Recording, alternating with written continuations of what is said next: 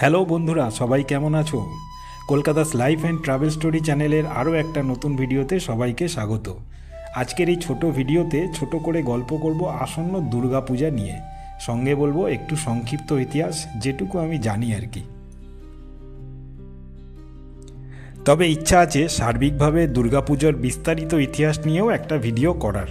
আপনাদের সহযোগিতা থাকলে অবশ্যই বানিয়ে শেয়ার করব। তাই আপনাদের কাছে অনুরোধ, যারা এখনও সাবস্ক্রাইব করেননি আমার চ্যানেল, প্লিজ একবার সাবস্ক্রাইবটা করে দিন।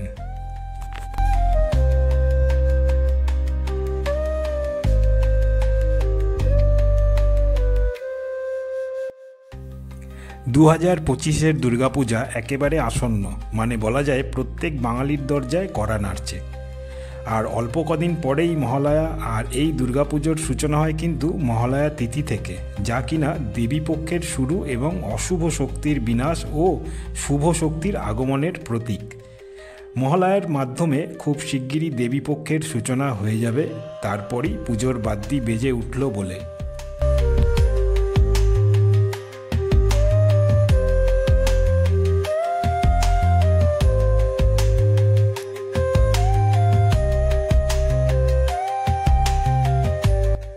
দুর্গা ঠাকুরের ডাকনাম উমা। উমার যে বাপের বাড়ি আসার সময় হয়ে গেল, চারিদিকে একটা সাজো সাজো রব পড়ে গিয়েছে। আশ্বিনের শারদ প্রাতে আলোক মঞ্জির বেজে উঠেছে, আর বেশি দিন বাকি নেই দেবীপক্ষের সূচনা হতে।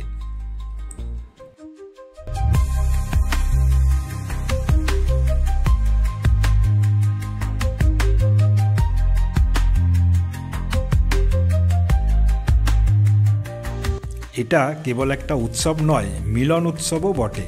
গোটা বাংলা সেজে উঠেছে মেয়েকে বরণ করে নেওয়ার জন্য। বাংলার এই ঐতিহ্যশালী দুর্গাপূজার ইতিহাসটা তাহলে একটু সংক্ষেপে বলি এবার। এখন যতই চারিদিকের থিমের রমরমা থাক, শুরুটা কিন্তু এমন ছিল না। দুর্গাপুজোর যে আদি রূপ, সেটা যেন আজ অনেকেই ভুলে গেছেন। দুর্গাপুজোর সঙ্গে কত শতকের ইতিহাস জড়িয়ে আছে, এর নেপথ্যে কতই না লোকগাথা, পৌরাণিক গল্পও রয়েছে। পুরাণ অনুযায়ী বসন্তকাল হচ্ছে দেবী দুর্গার পুজো করার আসল সময়, কিন্তু রাবণকে বধ করার জন্য রামচন্দ্র দেবীর অকাল আবাহন করেন এবং তার আশীর্বাদ পাওয়ার জন্য। রাম যে দুর্গাকে পুজো করেছিলেন তার 10টা হাত রয়েছে এবং তিনি মহিষাসুরকে বধ করেছিলেন। ফলে বরাবর আমরা যে উৎসবকে দুর্গোৎসব বলে জেনে আসছি, সেটার আরেক নাম হলো অকাল বোধন। দেবী দুর্গা অনেক প্রাচীন দেবী, এমনটাই মনে করা হয় প্রত্নতত্ত্বের ভিত্তিতে। আদতে দুর্গাপুজোর সূচনা যে কবে হয়েছিল সেটা এখনও নিশ্চিতভাবে জানা যায়নি। বাংলাদেশের ধনী বাড়িগুলোতে খুব সম্ভবত মোগল আমল থেকেই দুর্গাপুজোর সূচনা ঘটেছিল।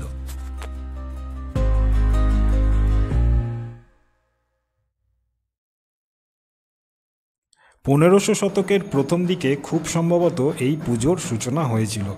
দিনাজপুর মালদার জমিদার প্রথম এই পুজো শুরু করেছিলেন বলে মনে করা হয়। তিনি দেবীর স্বপ্নাদেশ পেয়ে এই পুজো শুরু করেছিলেন পারিবারিকভাবে। তবে সেই দেবী দুর্গার রূপ অন্যরকম ছিল। লোকমুখে শোনা যায় এই বাড়ির দেবীর বাহন হচ্ছে সাদা বাঘ এবং সবুজ সিংহ, অন্যদিকে দেবীর চোখ হচ্ছে গোলাকার। তবে আরও একটি লোকগাথা অনুযায়ী বাংলার দুর্গাপুজোর সূচনা হয়েছিল তাহেরপুরের রাজা কংসনারায়ণ কিংবা নদিয়ার ভবানন্দ মজুমদারের হাত ধরে। কিন্তু বারোয়ারি দুর্গাপুজোর সূচনা কবে হয়েছিল? এই বারোয়ারি পুজোর একটা ইতিহাস আছে। 12 জন বন্ধু মিলে প্রথমবার এই পুজো শুরু করেছিলেন বলেই এমন নাম।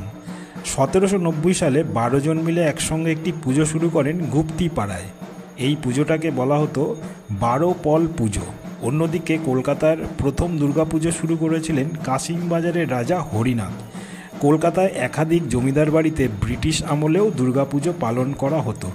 নবকৃষ্ণদেবের বাড়িতে তখনকার দিনে দুর্গাপুজোয় যা খরচ করা হয়েছিল, তাতে এই পুজো একটা গ্র্যান্ড ফিস্টে পরিণত হয়েছিল।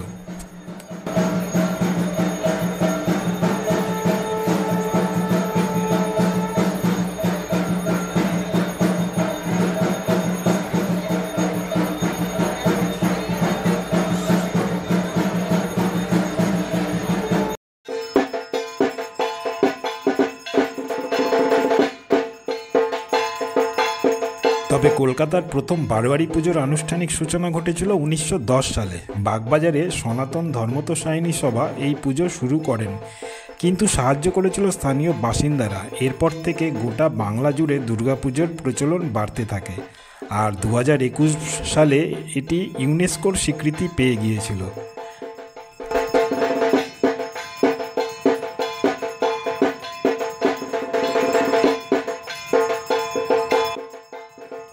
একটা গোটা বছরের অপেক্ষার অবসান, আর কটা দিন পরেই সেই আবার বাঙালির মহোৎসব দুর্গাপূজা।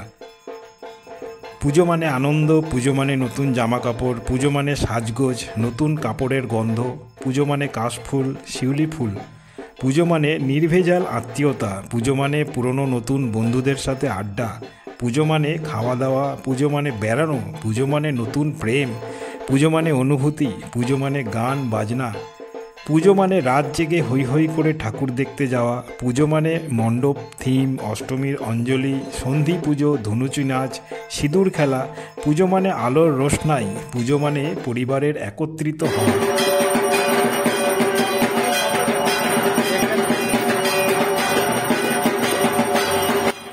পুজো মানে ছুটি, পুজো মানে একটা সারাক্ষণ জমজমাট ব্যাপার, পুজো মানে মিলন। সব মিলিয়ে দুর্গাপূজা যেন বাঙালির এক প্রাণবন্ত সামাজিক মিলন মেলা।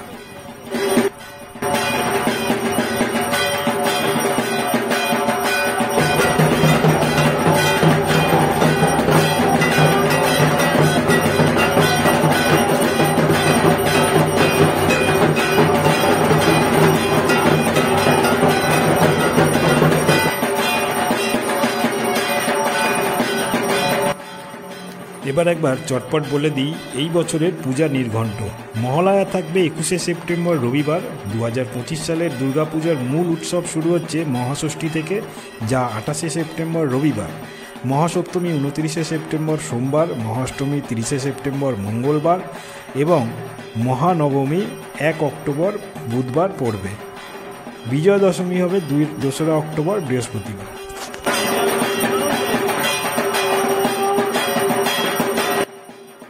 সব শেষে বলি, পুজোর দিনগুলি আপনাদের খুব খুব আনন্দে কাটুক, তা সে রোদ ঝলমলে দিনই হোক বা বৃষ্টি মুখরিত দিন যাই হোক। তবে আবহাওয়া যা মনে হচ্ছে সামান্য বৃষ্টি হলেও হতে পারে এবছর। যাই হোক, পুজোর দিনগুলো আপনি কাটাতে পারেন কোনো ভালো মুভি দেখে, কোনো ভালো ভালো রান্না করে, প্রিয়জনের সাথে সারাদিন গল্প করে, আবার কাটাতে পারেন পরিবারকে নিয়ে বাইরে বেরিয়ে। সাথে প্যান্ডেল দেখা ও ঠাকুর দেখা তো রয়েইছে। বয়স্ক বাবা মাকে সম্মান সহিত তাদের যত্ন নিন। বিশেষ করে পুজোর দিনগুলোতে তাদেরকে খুশিতে রাখুন। কি করলে তারা খুশি হবে সেটা করুন। প্রিয় মানুষ সবারই থাকে, পুজোর দিনগুলোতে সব ভুলে গিয়ে তাকে সময় দিন। আর প্রিয় মানুষের হাসিমাখা মুখটি দেখে দেখবেন আপনার দিনটি কয়েকশো গুণ ভালো হয়ে উঠেছে। হতেই পারে হয়তো পুজোর দিনগুলোতে আপনার অ্যানিভার্সারি কিংবা জন্মদিন কিংবা কোনো স্পেশাল দিন পড়ে গেছে, তাহলে তো ডাবল মজা। তাই একগুচ্ছ ফুল হাতে নিয়ে তার চোখের দিকে তাকিয়ে জোর গলায় বলেই ফেলুন না। কি বলবেন? ওই যে যার মনের কথা। আর একটা কথা বলবো, নিজে যেটা পছন্দ করেন সেটাকে প্রায়োরিটি দিন, মন যা চায় তাই করুন। এবং একটা কথা সর্বদা মনে রাখবেন, জীবনে সবসময় সেলফ রেসপেক্ট এবং সেলফ স্যাটিসফ্যাকশনটা যেন থাকে।